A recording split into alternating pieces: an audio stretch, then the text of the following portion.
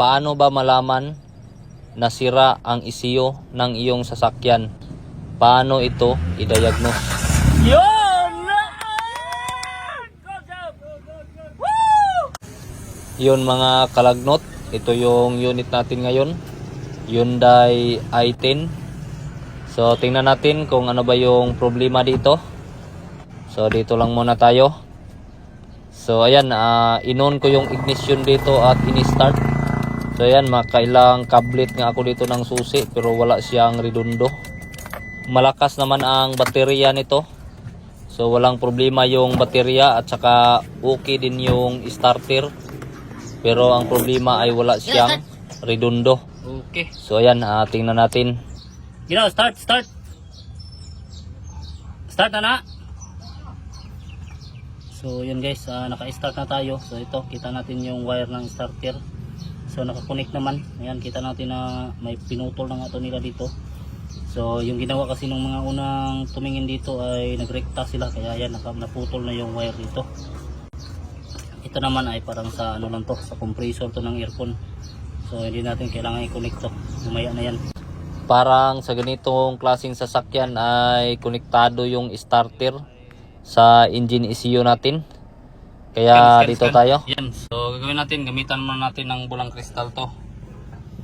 So yung engine natin ito, nag-no response siya. Yan. So unable to communicate with control unit. So, pagka ganito ay meron na tayong lisensya nito para kalikutin na naman yung engine ECU natin. Dahil sa nag-lose communication yung engine ECU natin ay ayan, pasok matski, tirahe di adong. Dahil sa marami na yung mga tumira nito ay aasahan na talaga natin na posible na mabutas talaga yung bulsa ng may-ari nito. Butas oy, perting butasa. So yan, kita natin dito na may nag-attempt na buksan yung ECU kasi ayan, may bakas ng ligwat-ligwat. Pero hindi naman nila tinuloy na buksan talaga. Baka natakot siguro na tuluyang masira yung ECU. So ngayon tayo ay wala naman tayong katakot-takot.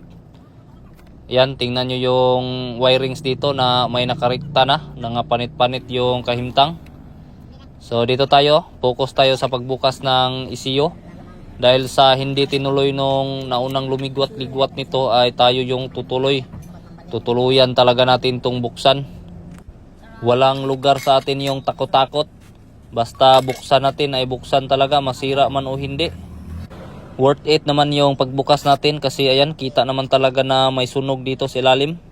Pasok matski. Alala lang, so hindi naman ako talaga expert ng mga ECU repair. So ang gagawin ko lang sana dito sa ECU na to ay ipaparepair ko sa iba. So ngayon ay tumawag ako sa paperipiran ko sana nito kay Sir Fernando Gambua. So yun, ang sabi niya naman sayang na daw yung oras, kaya sabi niya ako na lang daw yung mag-repair. I-guide niya na lang ako kung ano ba dapat yung gawin ko dito, kung paano to i-repair.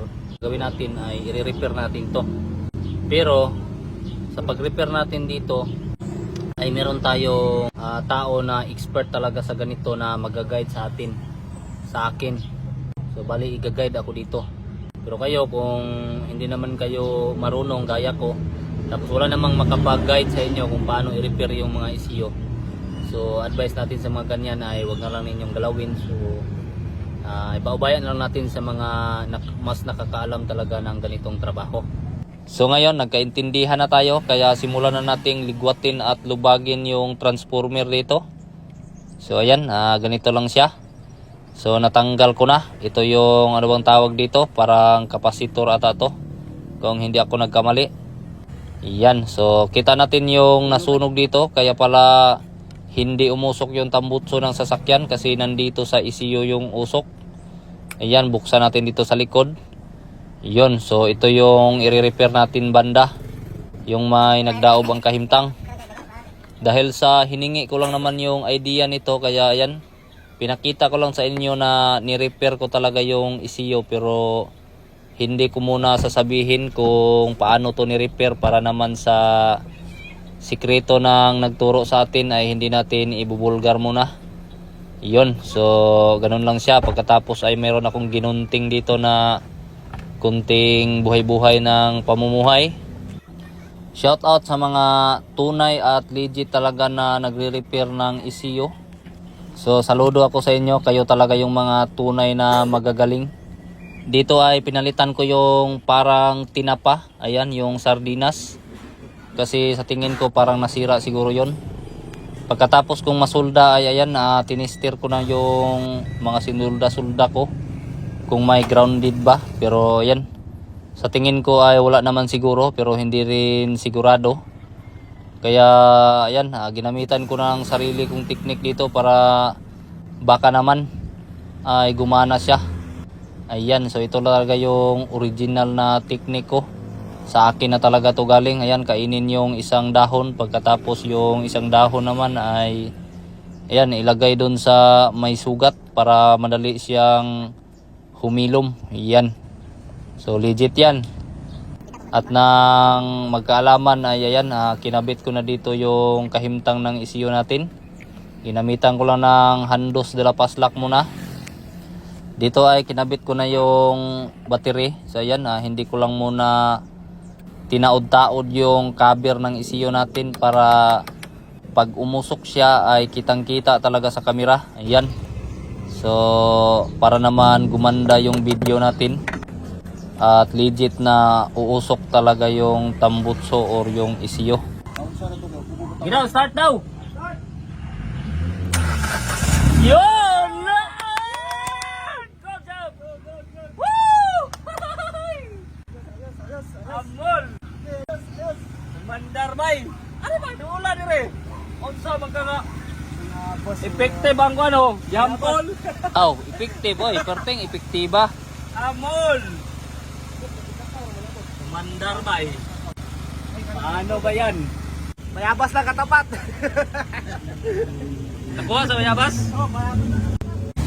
So dito ay ayan, in-RPM lang muna para malaman natin kung okay ba talaga yung power ng engine.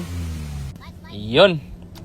So syempre dahil sa umandar na siya, kaya ayan, tinanggal natin ulit yung ECU natin. Ayan, so kita natin yung kahimtang niya. So meron siyang dahon. So ang gagawin natin sa dahon ay hindi na natin yan tatanggalin, balaka na dyan. Para naman tumubo-tubo yan at lumaki. Baka mamunga pa ang bayabas na yan pagdating ng panahon. Okay, fire in the hole, start! Ayun. One click.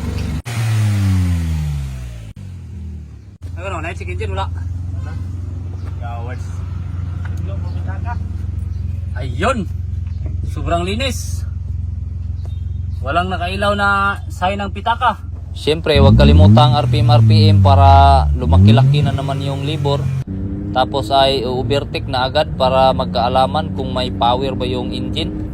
So hanggang dito na lang tayo. Maraming salamat. God bless.